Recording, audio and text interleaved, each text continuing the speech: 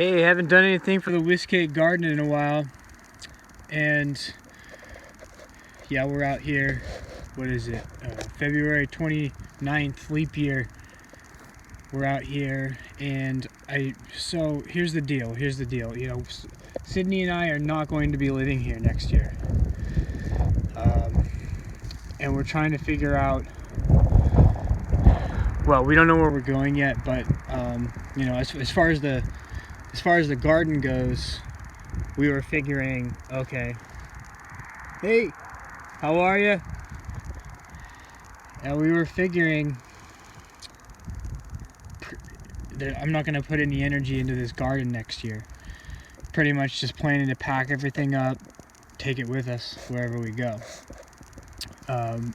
But as it turns out, we might be getting some folks to the garden here next year, and which will be great because, you know, I would really love to see this. I was feeling, yeah, definitely feeling bad.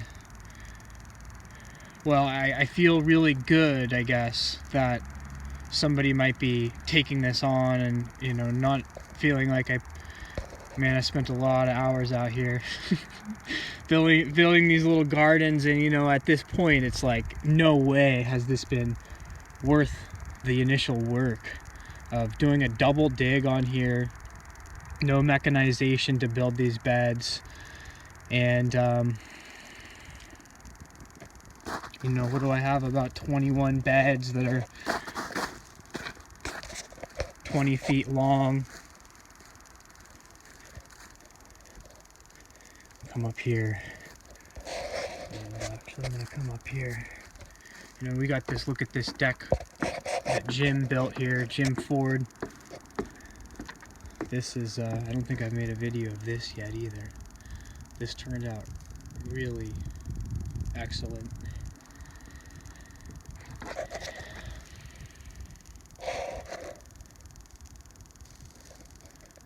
Shot of our barn here, which is a really functional barn in some ways. But, you know, I'll say this too.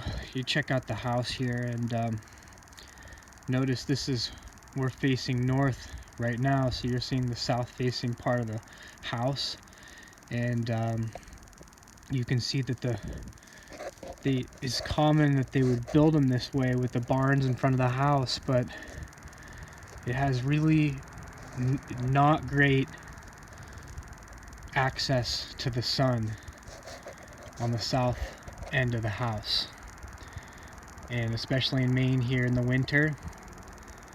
Really, I've been in other houses where with complete south facing access to the sun and large windows, you know, mostly windows on that side, really you can capture the heat, and you didn't really even have to heat that house because it was so, I'm thinking about one place in particular, it was so warm just from building it that way. But here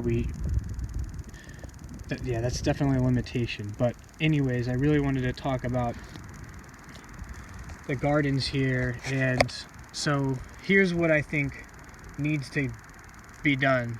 And the thing about, you know, these folks are not going to necessarily want to spend nearly as much time as I did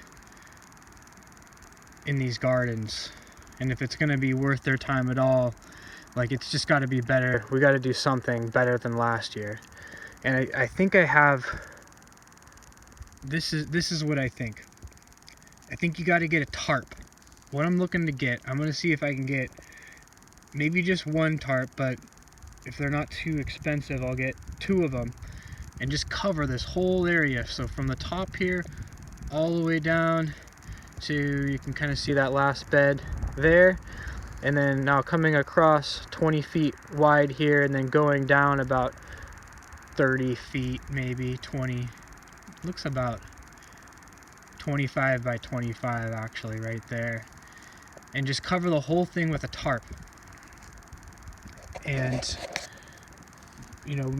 well, the one thing you could do is, on the one side, maybe down here next year, what I would do is any kind of lettuce, radishes, where I'm actually, I would lay the tarp down for a period of time, but then pull it, seed, and hopefully I would have really nice weed suppression, enough to get those, every lettuce and everything started, so I don't really have to weed it too much at all.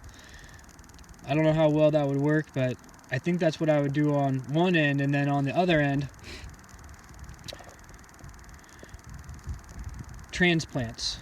Any transplants coming up here, and you can do really whatever you wanted to do. I think the cucumbers were okay over here. Something that grows well for me is celery back here. Kale is garbage back here. Yeah, I can't grow any cole crops. The bug pressures are just too much. But the cucumbers were good, and tomatoes. Grow tomatoes. On the other end, the lettuces have done well. Radishes work well. Also the peas, although the peas actually didn't work at all last year. I think at this point the deer pressure, I don't know how, I don't have a strategy for that, so I don't even know if I would bother after this year's pea crop. Beans, I think the beans did okay. I didn't do any last year, but a little later in the season, getting beans in there. I guess while you get your last lettuce crop, and then you get your bean crops for a while, and then you can come back to lettuce at the end of the season, lettuce, radishes. Maybe you could do some carrots. I did okay with carrots. But yeah, anything you would direct seed, you do on one side. The other side you do your transplants, and then you can kind of alternate it every year, back and forth. So yeah, that was pretty much the idea I had, and then wherever we go, I think I'm gonna really look to use the tarps. Really use the tarps as much as possible. Don't know much about. I'm gonna look into how much they cost and everything, but if I can get tarps that would cover that area for $200 or less, I think that would be probably definitely worth your time.